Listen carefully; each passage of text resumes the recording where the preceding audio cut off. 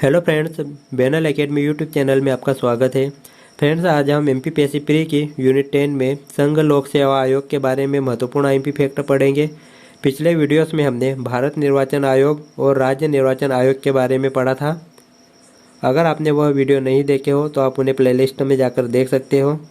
दोस्तों, यदि आप मेरे चैनल पर नए हो तो चैनल ज़रूर सब्सक्राइब कीजिएगा, वीडियो को लाइक और शेयर कीजिएगा। तो चलिए फ्रेंड्स, टॉपिक शुरू करते हैं। आज का हमारा टॉपिक है संघ लोक सेवा आयोग। लोक सेवा आयोग के गठन की सिफारिश किसने की थी? तो रॉयल कमीशन ने 1924 में इसकी सिफारिश की थी, लॉर्ड ली की अध्यक्षता में। याद रखिएगा कि लॉर्ड ली की अध्यक्षता में रॉयल कमीशन ने इसकी सिफारिश की थी। लोक सेवा आयोग का गठन कब किया गया था? तो इसका गठन 1 अक्टूबर 1926 में सर रॉस बार्कर की अध्यक्षता में किया गया था। फ्रेंड्स, याद रखिएगा कि लोक सेवा आयोग का गठन कब किया गया था? तो इसका गठन 1 अक्टूबर 1926 को सर रॉस बाकर की अध्यक्षता में किया गया था। यह एमपी फैक्ट है, इसे याद रखिएगा, एग्जाम में पूछा जाता है। आगे देखते हैं दोस्तों। लोक सेवा आयोग एक केंद्रीय भर्ती अभिकरण संस्था है। लोक सेवा आयोग कैसी संस्था है? तो यह एक केंद्रीय भर्ती अभिकरण संस्था है। दोस्तों, याद रखिएगा कि लोक सेवा आयोग आईएएस, आईएफएस और आईएएस आदि की भर्ती परीक्षाएं आयोजित करवाता है। आगे देखते हैं दोस्तों। संघ लोक सेवा आयोग एक कैसा निकाय है? तो यह एक संवैधानिक निकाय है। याद रखिएगा, संघ लोक सेवा आयोग एक संवैधानिक निकाय है।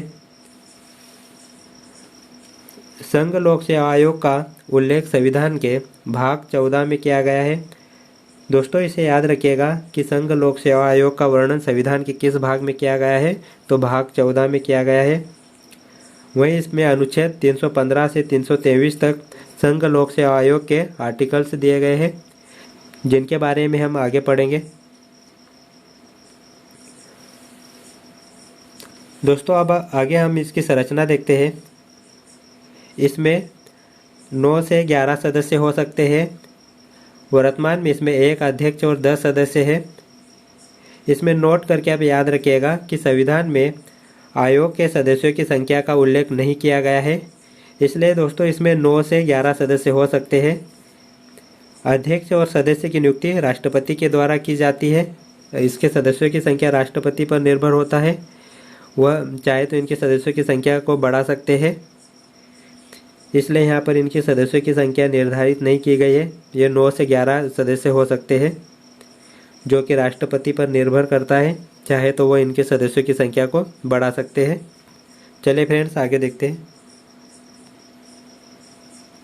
दोस्तों, संघ लोक सेवा आयोग के जो सदस्य होते हैं उसके लगभग आधे सदस्यों को केंद्र सरकार या राज्य सरकार के अधीन कम से कम 10 वर्ष का कार्य अनुभव होना चाहिए।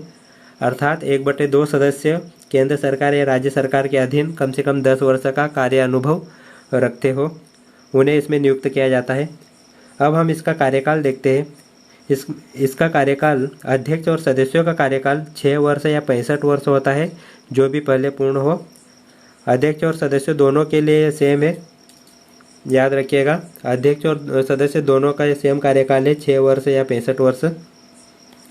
अब हम आगे इसके निलंबन या निष्कासन के बारे में देखेंगे कि अध्यक्ष और सदस्यों का निलंबन या निष्कासन किस आधार पर किया जाता है। तो राष्ट्रपति के द्वारा अध्यक्ष और सदस्यों को हटाया जाएगा, किंतु शर्तें क्या है उसके लिए? यदि अध्यक्ष या सदस्य दिवालिया, पागलपन या साबित कदाचार हो जाए, उन्हें पद से निष्कासित कर दिया जाता है, किंतु ये सुप्रीम कोर्ट की जांच होने पर ही उन्हें अपने पद से निष्कासित किया जाता है। दोस्तों, आगे देखते हैं हम। आयोग के सदस्य और अध्यक्ष के वेतन या आयोग के खर्चे संचित निधि पर भारित होते हैं, या इसे कंसोलिडेटेड फंड भी कहते हैं।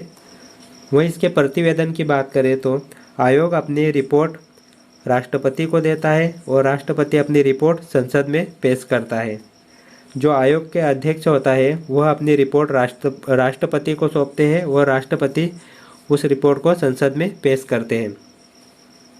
दोस्तों, अब हम आयोग के कार्य देखते हैं। संघ लोक सेवा आयोग के कौन कौन से कार्य हैं? तो संघ लोक सेवा आयोग सिविल सर्विसेज एग्ज़ाम करवाता है, इंडियन फॉरेस्ट सर्विस की एग्ज़ाम करवाता है या इंडियन इंजीनियरिंग एग्ज़ाम आदि भर्ती प्रक्रियाएं आयोजित करवाता है। फ्रेंड्स आगे बढ़ते हैं। अब हम इसके कुछ फैक्ट देखेंगे जो एग्ज़ाम के लिए काफ़ी महत्वपूर्ण है और एग्ज़ाम में पूछे भी जा चुके हैं। प्रथम यूपीएससी चेयरमैन सर रॉस बाकर थे। प्रथम महिला यूपीएससी चेयरमैन रॉस मिलिन मैथ्यू थी। तो फ्रेंड्स इसे याद रखिएगा, यूपीएससी चेयरमैन को रॉस बाकर और महिला चेयरमैन में रॉस मिलिन, जिसमें रॉस दोनों में रॉस शब्द कॉमन है, जिस आधार पर इसे आप ट्रिकी याद कर सकते हैं। ये रॉस दोनों में कॉमन है। प्रथम भारतीय यूपीएससी चेयरमैन कौन थे? तो इसके प्रथम भारतीय यूपीएससी चेयरमैन एच.के. कृपलानी थे। वर्तमान में यूपीएससी चेयरमैन कौन है? तो पी.के. जोशी, जिनका पूरा नाम प्रदीप कुमार जोशी है, ये 30वें चेयरमैन है। याद रखिएगा फ्रेंड्स, एग्जाम में पूछा जा सकता है कि वर्तमान में यूपीएससी चेयरमैन पी.के. जोशी या प्रदीप कुमार जोशी है, ये 30वें चेयरमैन है। वहीं हम पूर्व चेयरमैन के बारे में देखें तो 29वां चेयरमैन अरविंद सक्सेना थे। इसके पहले जो वर्तमान चेयरमैन है पी.के. जोशी, इनके पहले अरविंद सक्सेना थे जो कि 29वें चेयरमैन थे यूपीएससी के।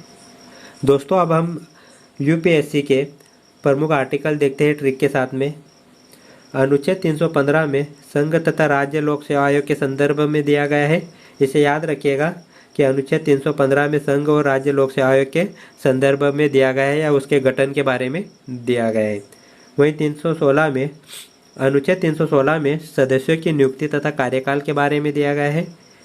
और याद रखिएगा कि अनुच्छेद 317 में बर्खास्त एवं निलंबन, जो संघ लोक सेवा आयोग के अध्यक्ष या सदस्य होते हैं, अध्यक्ष और सदस्य होते हैं, उन्हें किस आधार पर बर्खास्त किया जाता है, उनके निलंबन से संबंधित अनुच्छेद 317 है, जिसे आप ट्रिकी याद कर सकते हैं कि 17 पे खतरा करके आप याद रखिएगा कि उनको बर्खास्त किया जाता है, इसलिए 17 पे खतरा। आगे देखते हैं। अनुच्छेद 320 में लोक सेवा आयोग के कार्य दिए गए हैं, जिसमें आप इसे याद कर सकते हैं कि पीएससी को 20 कार्य करना है। इस तरह से आप इसके ट्रिकी याद कर सकते हैं कि पीएससी को 20 कार्य करना है या यूपीएससी को 20 कार्य करना है 320 अनुच्छेद के तहत। अनुच्छेद 321 में लोक सेवा आयोग के कार्यों को विस्तारित करने की शक्ति के बारे में दिया गया है। याद रखिएगा, अनुच्छेद 321 में लोक सेवा आयोग के कार्यों को विस्तारित करने की शक्ति, जिसे अब 321 में शक्तियाँ करके याद रखिएगा। आगे देखते हैं। अनुच्छेद 322 में लोक सेवा आयोग के खर्चे दिए गए हैं। इसे आप याद रखिएगा 322 में खर्चे याद रखिएगा 322 में खर्चे। वहीं 323 में लोक सेवा आयोग का प्रतिवेदन या रिपोर्ट के बारे में बताया गया है, जो कि लोक सेवा आयोग के अध्यक्ष अपनी रिपोर्ट राष्ट्रपति को पेश करते हैं। तो अनुच्छेद 323 में प्रतिवेदन या रिपोर्ट के बारे में बताया गया है। आगे बढ़ते हैं फ्रेंड्स। दोस्तों यूपीएससी में अब तक 3 महिला अध्यक्ष रही है। वे कौन कौन है, इनका नाम अब याद रखिएगा, एग्जाम में पूछा जा सकता है। तो ये है रॉस मिलिन मैथ्यू, रजनी रायजादा और अलका सिरोही। तो दोस्तों आप इन्हें इस ट्रिक के माध्यम से इन्हें याद कर सकते हैं कि यूपीएससी में अलका रजनी, जिसमें आप मे से मैथ्यू, अलका से अलका और रजनी से रजनी। तो इस ट्रिक के माध्यम से आप इनके नाम याद कर सकते हैं। दोस्तों आगे हम इसके एमसीक्यूज देखते हैं जो काफ़ी महत्वपूर्ण है, एग्जाम में पूछे जा सकते हैं। तो संघ लोक सेवा आयोग का गठन किस वर्ष किया गया था? तो इन्हें आप याद रखिएगा 1 अक्टूबर 1926 को किया गया था, जिसमें आपको इस तरह के ऑप्शन दिए जाएंगे 1 अक्टूबर 1925, 1 अक्टूबर 1926, 1 अक्टूबर 1927 और 1 अक्टूबर 1928।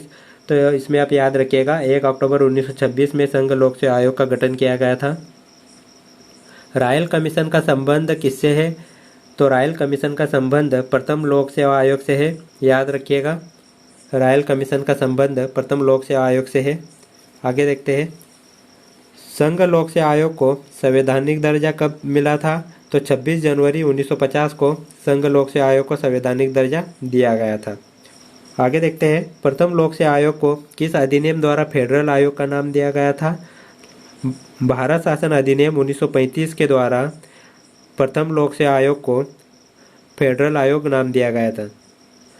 दोस्तों हमारा अगला टॉपिक मध्य प्रदेश लोक सेवा आयोग होगा। यदि वीडियो पसंद आए हो तो लाइक कीजिएगा, अपने दोस्तों में शेयर कीजिएगा और चैनल ज़रूर सब्सक्राइब कीजिएगा। तो मिलते हैं दोस्तों नेक्स्ट वीडियो में। Thank you.